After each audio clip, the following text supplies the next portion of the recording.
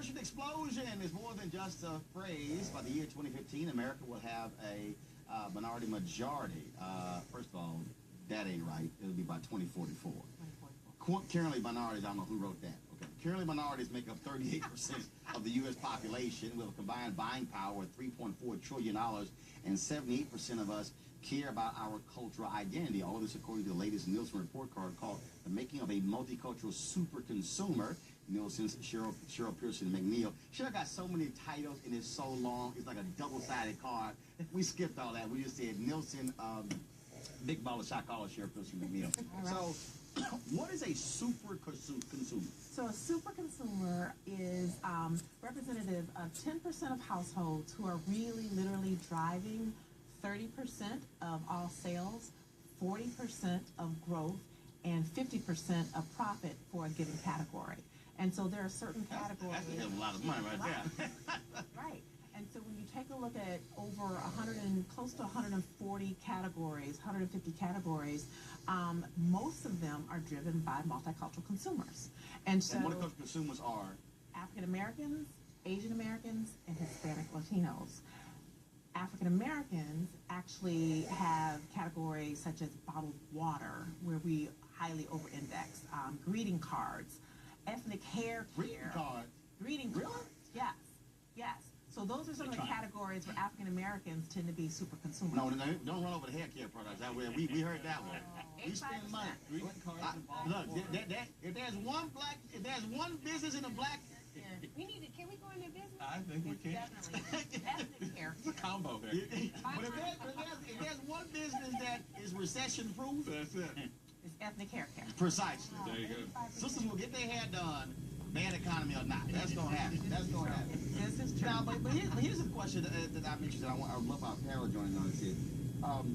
Are we maximizing what we're spending in terms of what we're getting in terms of appointments, board positions, corporate positions? And how do we get African Americans to say, yo, we're spending, but we ain't get that ROI, that return on that investment? That's precisely the point. Cheryl, you made this in earlier reports we've done with NNPA. We're consumers, but we're not conscious consumers. We're not conscious about how we're spending our time, how we're spending our money. We've started a campaign at Nielsen called The Conscious Consumer. We're asking consumers to ask themselves 5 questions before they sit down and watch a program or before they go out and buy a product.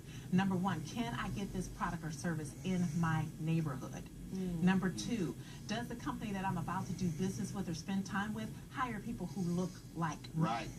Number 3, do I see positive images of myself in the content or advertising of these companies? And number 4... Go ahead, keep talking. I'm going to go ahead and tweet that. And number 4, you just threw me off. And number 4 is, does the company actually support causes that are important to my community?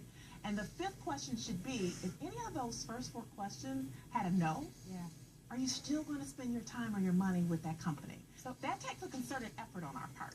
It does take a concerted effort, but we're way past time on being that kind of self-discipline. What do you do in terms of, I feel like I'm thinking about The Hill. The Hill needs to hear this. I think of tons of folks that need to read this, probably in our magazines and in our blogs. Please tell me you have something rolling out to support the release of this report. We do. We go out and we speak to more than 200 community organizations and groups around the United States at all of the big events. So whether it's the NAACP, the Urban League, etc., we do advertising. But what we do is we really work to sit down and talk to ordinary people about why it's important, first of all, for you to say yes if you're ever asked to participate in a study or a survey, because we'll slam the door and not want to participate, and then we'll complain because we don't have enough produce in our neighborhoods. But we didn't participate in the process, which we share with our clients who are retailers and manufacturers who want to know, well, where are you buying your products? If you're going outside your zip code, right? So why would I build a store there?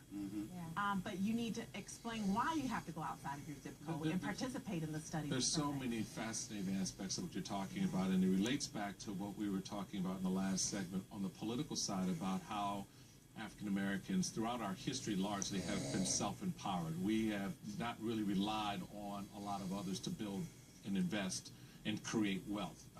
We do it well for others. the test for us, and I think the education is, how do we now do it for ourselves? How do we take those investments and turn them back in on ourselves? Because I think one of those questions should be, do you support a black-owned business? Do you make that type of an investment in your own neighborhood? So when it's great to go to the Chinese joint that sells great chicken in the down the street, but remember, there was a black-owned chicken joint there before.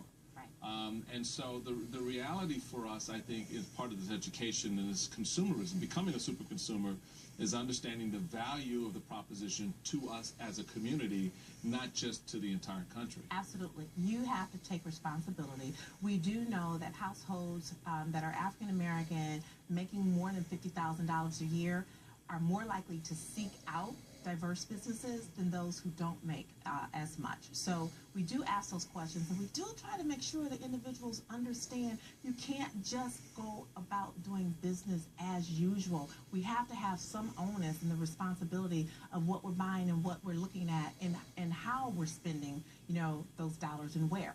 All right, about 40 seconds. Okay, so really quickly, there was a lot of backlash on Starbucks Race Together campaign. Yes. And part of that was pushing back on their diversity numbers. Are campaigns like that effective to actually grab our power back and not just continue to spend our money? I think it depends on the corporation, and I think what actually stopped the Starbucks case was the lack of diversity at the higher level. I think a combination of both would be the most efficient way to get at the issue. You can't say, hey, frontline people go out and have these conversations, but we're not going to take responsibility elsewhere. So a combination of both would be helpful. Where can the folks actually read the Super Consumer Report? You can go to Nielsen.com, and Nielsen is Nielsen, Roland, no O. No, I know N-I-E-L-S-E-N. that. I ain't say Nelson, it's Nielsen. I know she didn't. I don't want to bite her on the shoulder. She don't sit there and We're so great. spell it to me. All right, see? All right, I'm going to cuss you out in the break. All right,